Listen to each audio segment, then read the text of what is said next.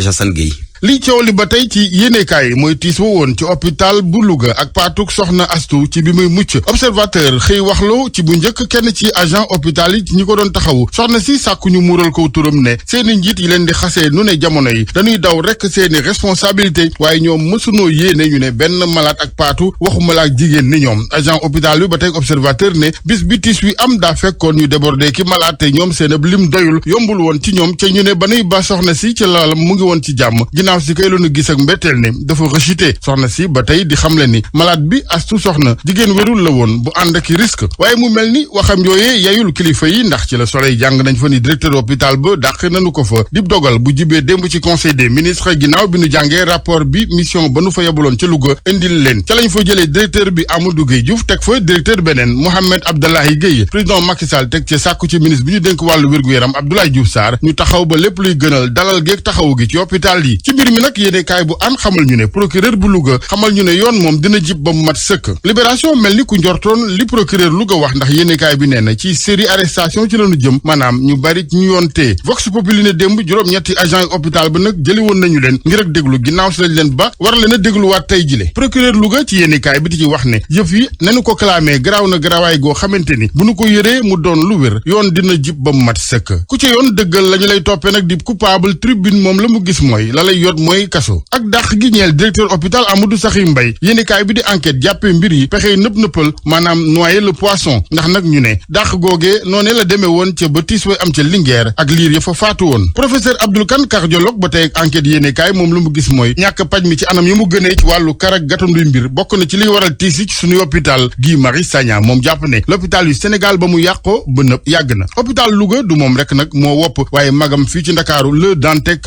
mu ngi ciy waxtoom yu mujj Le Quotidien ni waxee Le Dantec en phase terminale muy médecin yi di professeur nag ñëpp ànd maase ne wax dëgg mënatunoo jëmmal seen ak mission laas jàppee l'hôpital Le Dantec malade bu mag bi taax bu màgget ñàkkum courant ñàkkum ndox service néphrologie bu doxul garab yuy manqué Sud Quotidien jàpp ne su yàggee nag nit ñi ragal dem hôpital ak jéey yi nga xamante ni ñu ngi ko fay faral di dund yéenekaay bi ñëwaat ci misaal ci li xew démb Louga Linguère ay jamono clinique Madeleine naka noonu Les Échos ne jëwriñ ju nu dénk wàllu wér-gu-yaram nag Abdoulaye Diouf Sarr tey ji dina wax observateur moom ba tey ak lu ñeel wàllu wér-gu-yaram dikkaat ci la woon ci hôpital Magatte Lô bu Linguère mu ne ñañ fa doon toppee am nañ as lëf ci cetal ndax juge deuxième cabinet bu tribunal bu Louga daal dina joxaat jëf ja weneen tur maanaam raye gu àndul ak tayeef boobaak léegi nag ñoom ñetti agent yu nu fa defoon contrôle judiciaire yéenekaay bu groupe Futurs Médias ne ñaar fukki fan ak juróom ci weeru mai lañ leen di àtte ci correctionnel wàllu yoon ba tey ak le mandat mi ñëw ci coowal Adji Sarr Ousmane Sonko yéenekaay bi ni moom Adji Sarr tey jële janoog Ndeye Khady Ndiaye ñu war a nag xool fu muy mujjee ci la wax ne mooy preuve am source a moom xëyee leneen maanaam jumaa ji ne ca kër Mbay Fall gu wetoo gaaru TER bi ñu ne faronoog jumaa ji dañ faa tabaxay cantine musique bu ak animation bay jolli tukkee ci commerçant yi ca léeg-léeg sax yombul nit jullee fa ndax mbalax mi dina jollee noo xam ni boo oyofee tànk ne Abdou Thiam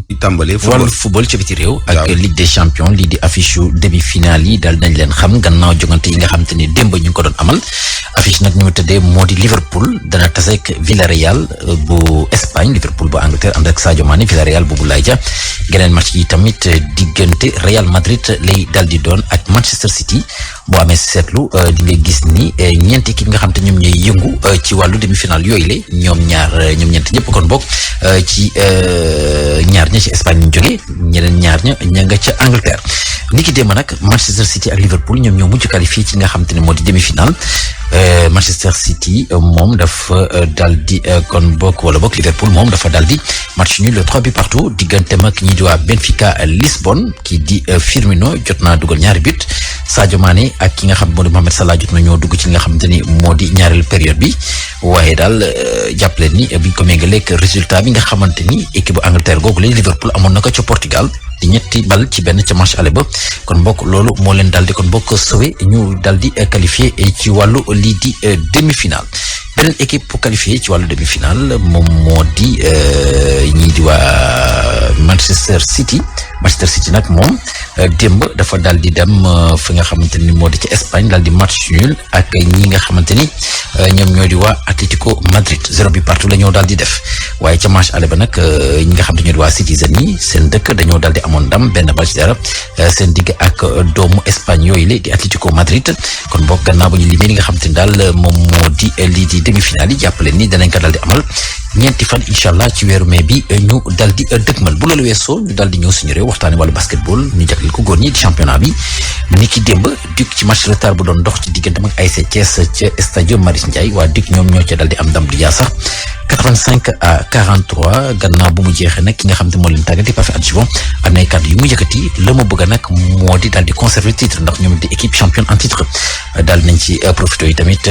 daal di ñaanal kenn si ñoom nga xam ne dafa daal di bàyyee ko fan yële weesu di Abraham Sio moom mi nga xamante ni ci Duc la daal di évoluer daal di faatu ni ki fan yële moom nag doomu Côte d'Ivoire la ñu daal di déglu sa parfait adjuvant moom mi nga xam ne mooy tàggat équipe bii di Duc. C'est vraiment dommage, c'est la volonté divine, on n'y peut rien,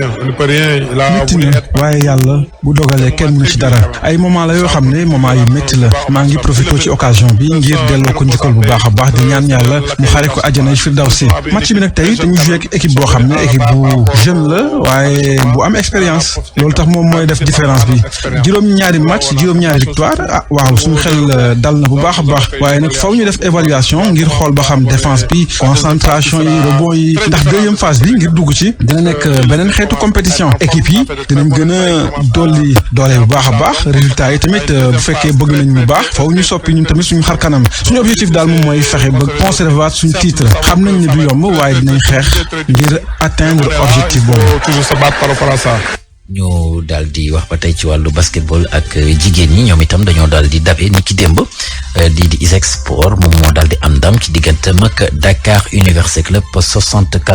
74-72 ñu daal di dem ca diwaanu Bawol foofu ñi nga xam te ne daal ñoo di sportif yi di tàggatu ñoom li nga xam te ne moo di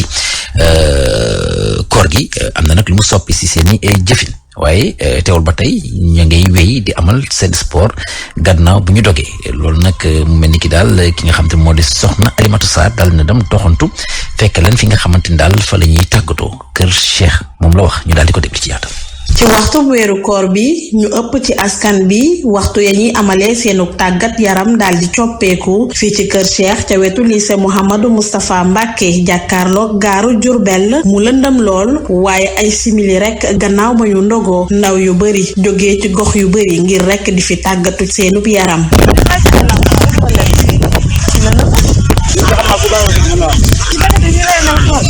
parce que ñun dañoo tàmm comme ça bu ñu togoo ba pare ñu génn sor suñu équipement dugg ci terrain bi comme ça wàcce suñ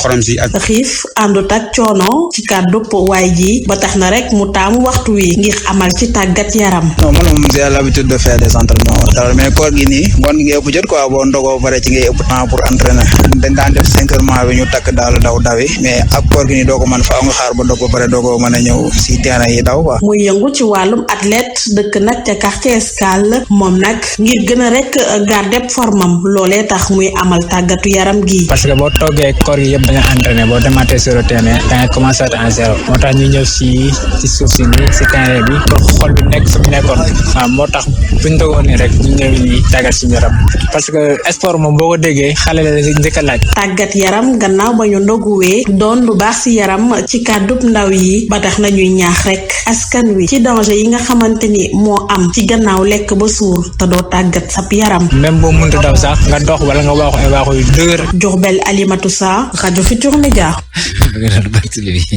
baa ngi waaxu yu dëgër rek maanaam daal moom pare lekk ba suur day moom déplacement baax na ci. su ko defee digestion bi yomb. waaye lekk rek toog. waaye déggoo ma ba tey de. ma ne yéen a ngi waaj a jeexal seen koor yéen. waaw xam naa ni moom yaakaar naa ajuma lay jeex. waaw donc pat dimanche la. incha allah yéen ngalax yi ngeen di góolu ma. waaw man moom ñu ko sama was ni ñu ko daan defee at gu ne. na ma fekk si rek bay. waaw yàlla baax. waaw kay jaay. jërëjëf Diagne. RFM